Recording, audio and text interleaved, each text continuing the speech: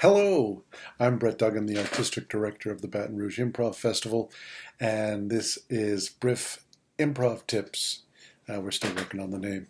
We're making it up as we go along.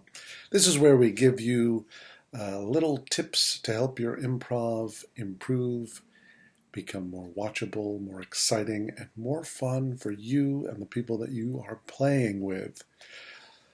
Mostly it's me sharing things that I've learned from amazing teachers that I've had along the way. I've had a lucky, happy journey.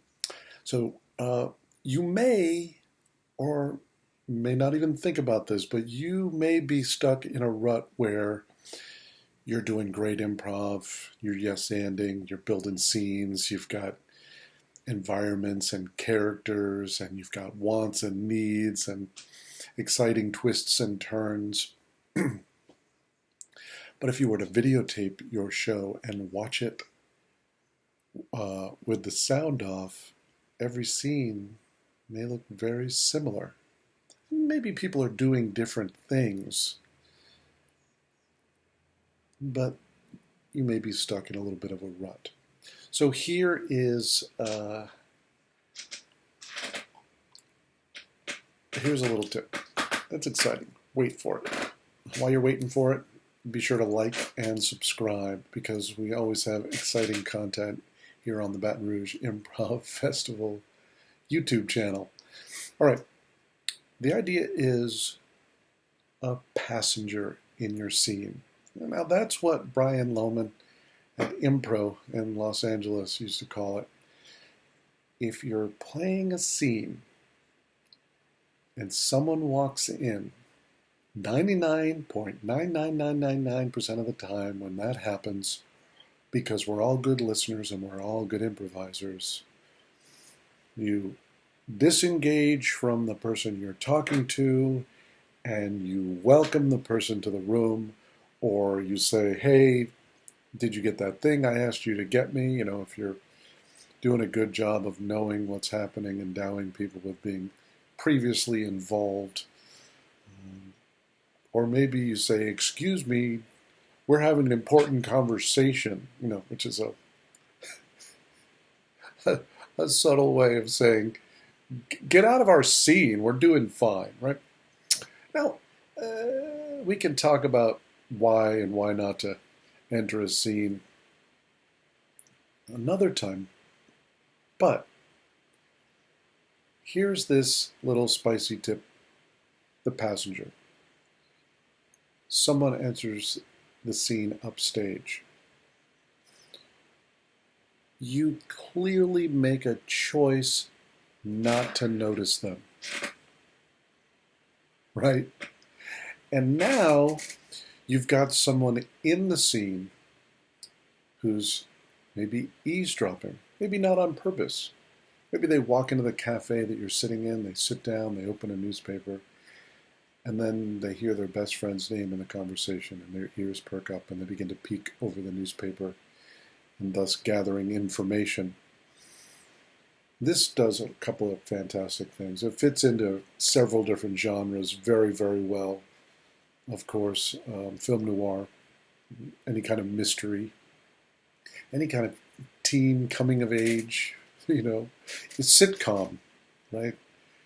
He said, she said, they overheard this. It's fantastic. It's super fun. They also serve another purpose. They become the reaction face of the audience. So the audience is looking at two people on the stage, and behind them, they're looking at someone listening to their conversation, being disgusted, amused, horrified, delighted, incensed, aroused by whatever these two people are talking to. It's so fun to watch someone eavesdrop on a scene. Now,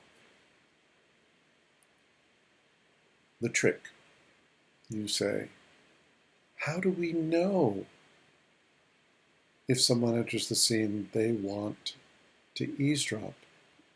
You don't. It's improv, right? Practice. Practice putting passengers in scenes.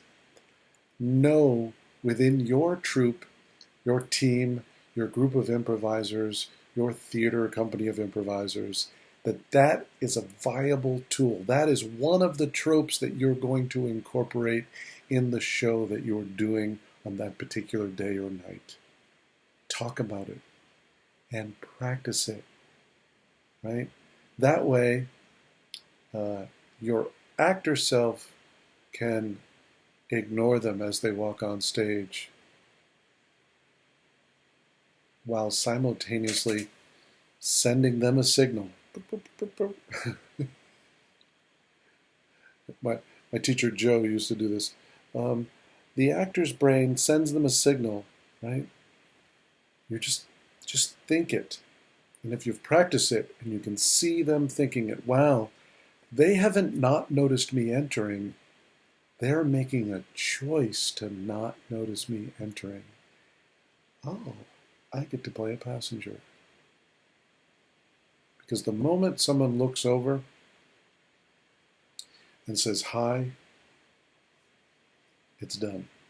Now, if you give them a quick glance, it all depends on how it registers and what happens, and depends on the location.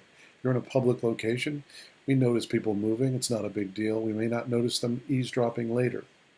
So you got to work it out, and it's really important that you practice it with your coach or your director or your fellow teammates watching and giving nice, clear notes so you get to see what works and what doesn't. Well, that is the BRIF improv tip. If I can learn to say it. That is the BRIF improv tip for this week.